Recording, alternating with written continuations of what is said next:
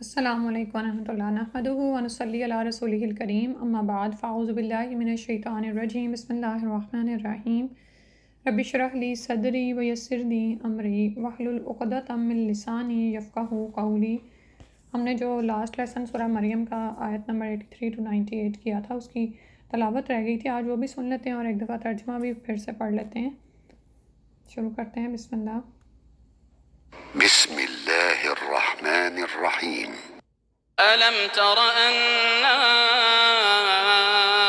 أرسلنا الشياطين على الكافرين تؤزهم أزا فلا تعجل عليهم إنما نعد لهم عدا يوم نحشر المتقين إلى الرحمن وفدا ونسوق المجرمين إلى جهنم وردا لا يملكون الشفاعة إلا من اتخذ عند الرحمن عهدا وقالوا اتخذ الرحمن ولدا لقد جئتم شيئا إدا تكاد السماوات يتفطرن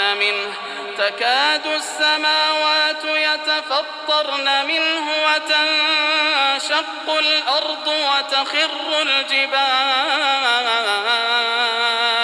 وتخر الجبال هدا أن دعوا للرحمن ولدا وما ينبغي للرحمن أن يتخذ ولدا إن كل من في السماوات والأرض إلا آتي الرحمن إن كل من في السماوات والأرض إلا آتي الرحمن عبدا لقد أحصاهم وعدهم عدا وكلهم آتيه يوم القيامة فردا إن الذين آمنوا وعملوا الصالحات سيجعل لهم الرحمن ودا فإنما يسرناه بلسانك لتبشر به المتقين وتنذر به قوما لدا وكم أهلكنا قبلهم من قرن هل تحس منهم من أحد أو تسمع لهم ركزا۔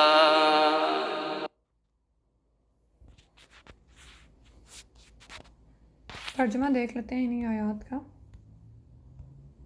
آیت نمبر 83 سے۔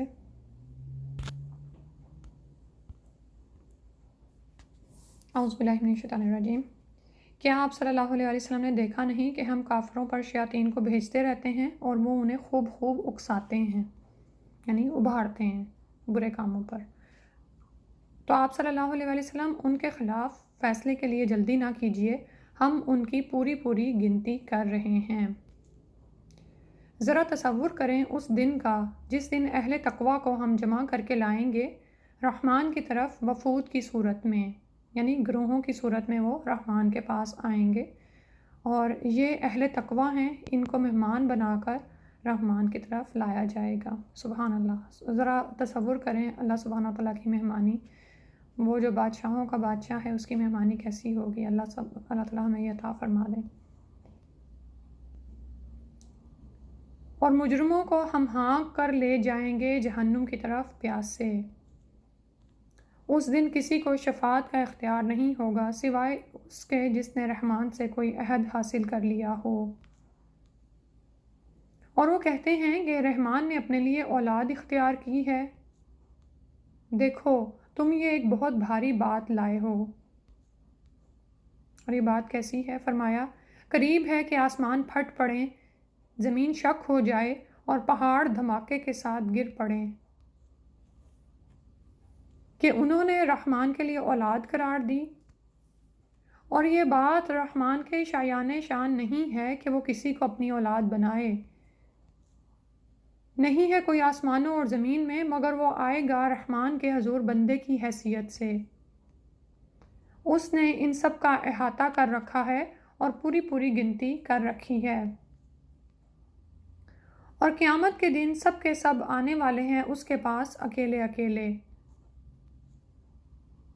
یقیناً جو لوگ ایمان لائے اور انہوں نے نیک اعمال کیے، ان قریب ان کے لیے رحمان لوگوں کے دلوں میں محبت پیدا کر دے گا۔ تو ہم نے آسان کر دیا اس قرآن کو آپ صلی اللہ علیہ وآلہ وسلم کی زبان میں، تاکہ آپ صلی اللہ علیہ وآلہ وسلم بشارت دیں اس کے ساتھ متقین کو، اور خبردار کریں اس کے ساتھ جھگڑالو قوم کو۔ اور ان سے پہلے ہم نے کتنی ہی قوموں کو ہلاک کر دیا، کیا آپ محسوس کرتے ہیں ان میں سے کسی کو بھی، یا آپ صلی اللہ علیہ وآلہ وسلم سنتے ہیں ان کی کوئی بھنک بھی، یعنی کوئی آہستہ آواز بھی ان کی کوئی سنائی دیتی ہے؟ ہرگز نہیں۔ سبحانک اللہم و بحمدک، اشہد ان لا الہ الا انت، استغفرک و اتوب الیک۔ السلام علیکم و رحمۃ اللہ۔